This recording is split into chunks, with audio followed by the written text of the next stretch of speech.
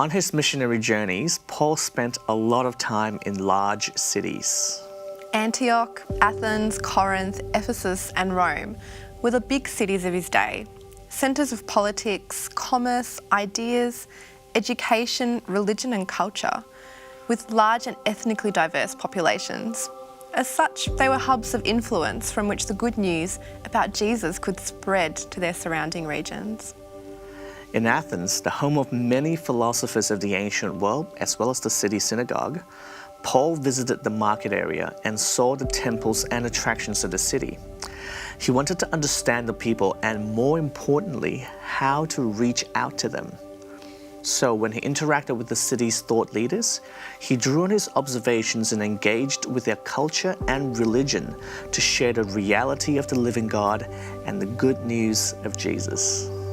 His next stop, Corinth, was the largest city he had worked in up until then. It was a wealthy, urban, cosmopolitan environment and an important centre for business. He made connections in the marketplace, working as a tent maker. He also visited the local synagogue, and his mission in the city grew. While Paul travelled extensively for a person of his time, he also spent significant time in key places. In Corinth, he stayed 18 months, spent 3 years in Ephesus, and finally, at least 2 years under house arrest and in prison in Rome. We might be tempted to read these highlights in Paul's newsfeed while skipping over those details. You see, he wasn't a hit-and-run evangelist, but took the time to equip disciples, multiply churches, and establish his work.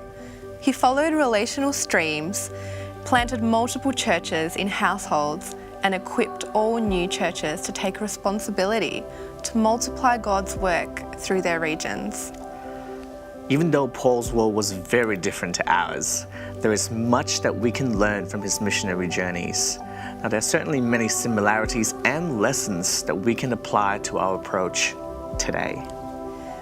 Wherever you or I may live, we can, just like Paul, make an effort to learn about the people around us and be intentional in connecting with them. We can use the simple methods of Jesus to share our love and faith in him, making new disciples and multiplying new churches, building God's kingdom movement. Commit to being more intentional in your personal relationships and praying for God to reveal people to you that the Spirit has been preparing earlier. Begin praying for 1 to 2 people in your life and book a time to catch up with them to hear more of their story in the next week.